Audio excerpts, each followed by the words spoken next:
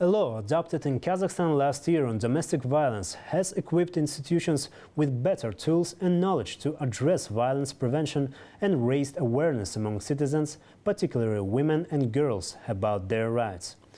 This insight came in an exclusive interview with New Time reporter Baljan Samigulina, where Belen Sans-Luc, regional director for UN Women Europe and Central Asia, emphasized the importance of this progress. According to her, women in Central Asia spend threefold time on caregiving than men, limiting their ability to enter the workforce and pursue their career goals. As the world strives for gender equality, Ms. Luke also noted that it could take up to 300 years and urged our region to accelerate efforts. But what exactly can we do to speed up this process? Watch the interview with Ms. Luke in our Interview of the Week segment to know the ways.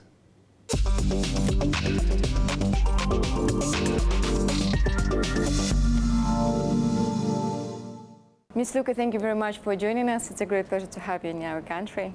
Thank you very much. I'm very happy to be in Astana these days and to really get engaged with Kazakhstan and the work that is being done on gender equality. This week we have discussed the goals that we have achieved to the Beijing Declaration and Sustainable Development Goal number 5. How close do you think we have come by now to achieve these goals, and what are the next steps that is going to be implemented by UN Women? So the women in education and girls' access to education has been a major progress in humanity and also in this region. More women are part of the parliaments and decision-making processes. More women are part of the economy and are driving force in economic development in countries. And there are more and more countries that have developed legislation on violence against women to prevent it and to eradicate it. Like Kazakhstan last year in April. Exactly. Kazakhstan passed a groundbreaking law. This is a very important law in order to recognize domestic violence, but also to make specific mechanisms for institutions to respond to this violence. This is a very, very important progress. And so progress is in the right track, but it's very slow, it's uneven, and if you go to different countries and different territories within countries, then you see that we are very much far behind what we should be. In that sense, we are close to 300 years we would take as a humanity in order to have women in equality across the different sectors. This means that even my granddaughters wouldn't see full equality. So in order to accelerate change, what do we need to do? We need to ensure that women can be free of violence in the public life and in the private life. And that if we see that any women may be experiencing any form of violence, that they are directed to the institutions so that violence can be eradicated. We need to ensure that more women can access the decision making. That women who want to be politicians, they can have a free space to do it, that they don't have fear of any violence in the public sphere, and that they are treated as men with respect and with dignity. We also need to ensure that women can access the economy, and for that there is something very important, which is the care work that women undertake. So in this region, women dedicate three times more than men to the care work. So the Central Asian countries are countries where this gender gap is very, very big, because men dedicate much less time during the week to the care work than women.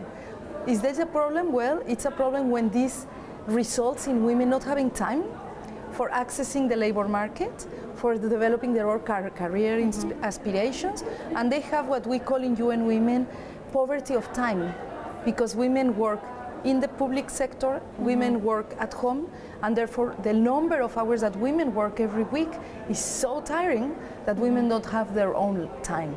And that's something we need to change, and we need to redistribute the care work. So these are critical accelerators. All of that requires that the Beijing Platform for Action that we call in the United Nations is fully implemented, that the governments allocate budget and financing so that these policies can become a reality for women in the different parts of society. And Kazakhstan now still comprises 48%, basically literally half of economically active population among women. It takes first place in Central Asian region, but still in global ranking, it's 65th place in global inequality. Exactly. So what programs exactly that you have in common with Kazakh authorities and other Central Asian authorities to implement by this year that you can announce right now? Well, one aspect that we have seen Kazakhstan engaging with, because indeed we need to understand what factors can enable more women to enter the economy with the right conditions of being in the economy. One is the gender equality strategy that Kazakhstan built that integrated women's economic empowerment as a key driving force, and integrating also the ratification of the convention. It's called the 190 Convention, ILO, which is about safety of women in the workplace, so that women cannot be harassed, women can feel free of any fear in the workplace. Secondly, we've been working with Kazakhstan entrepreneurs and private sector to be very key drivers on what we call the Expo initiative. This Expo initiative is intended to support women entrepreneurs so that they can develop their businesses, they can share their products, and they can enter into the economy and the cycle of the economy. So this is a very important program because we need to ensure that those women who have economic initiatives can be supported. And so we have been able to see that Kazakhstan is a key leader on this, together with implementing principles and commitments with the private sector that they will transform their own institutions and organizations to include more women and to address the needs of women in the private sector. So these are some examples that we are addressing with Kazakhstan. We think that more and more women in Kazakh can really make a difference in the economy, and therefore we need to support them from the government side but also from the private sector. And also we have mentioned this law that have been adopted in Kazakhstan in last April on domestic violence. What has UN Women witnessed within this year since this law has been adopted? Were there any changes, like what trend have you witnessed so far? Well, I think that one aspect that we need to consider about this law is that it contributes to advance the legal framework that Kazakhstan needs for the protection of women and girls. So through this law, what we've been able to see is that institutions have better equipment and knowledge about how to address the prevention of violence against women. Also that citizenship is more aware, and especially women and girls, about their rights so that they can be protected through the law. And that at the local level there is more possibility of giving access to services for any women who have been victims of violence.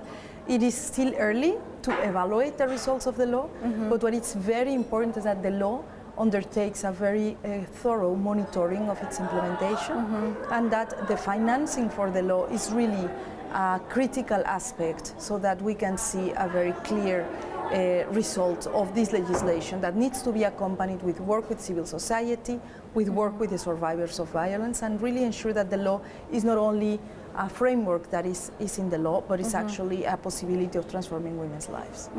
Thank you very much again, Ms. Luka, for dedicating your time to our program. Thank you to you. Thank you.